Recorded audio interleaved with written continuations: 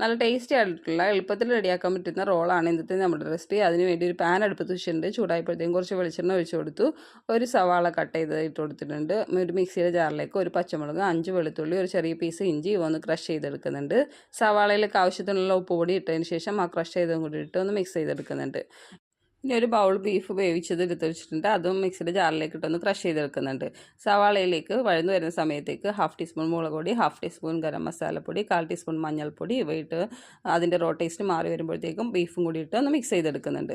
ഇനി ഒരു സമൂസ ഷീറ്റ് എടുക്കുന്നുണ്ട്. അതിനെ 2ആയി കട്ട് ചെയ്തതിന് ശേഷം നമ്മൾ റെഡിയാക്കി വെച്ചിരിക്കുന്ന ഫില്ലിങ് വെച്ച് അതൊന്ന് റോൾ ചെയ്തെടുക്കുന്നുണ്ട്. അറ്റത്തെത്തുമ്പോഴത്തേക്കും കുറച്ച് മൈദ വെള്ളത്തിൽ കലക്കി വെച്ചിട്ടുണ്ട്. അതൊന്ന് തേച്ചതിന് ശേഷം സൈഡുകളിലായിട്ട് ആ മൈദയിലേക്ക് തന്നെ ഒന്ന് മുക്കിയതിന് ശേഷം ബ്രെഡ് ക്രംസിലൊന്ന് കോട്ട് ചെയ്തെടുക്കുന്നുണ്ട്. സൈഡ് നന്നായിട്ട് ഫില്ല് ചെയ്തിട്ട് വേണം ഇത് മൈദയിലേക്കും ബ്രെഡ് ക്രംസിലേക്കും മുക്കാനായിട്ട്. അപ്പോഴാണ് നന്നായിട്ട് ശരിയായി വരിക. അതുകൊണ്ട് ഫ്രൈ ചെയ്തെടുക്കുന്നുണ്ട്.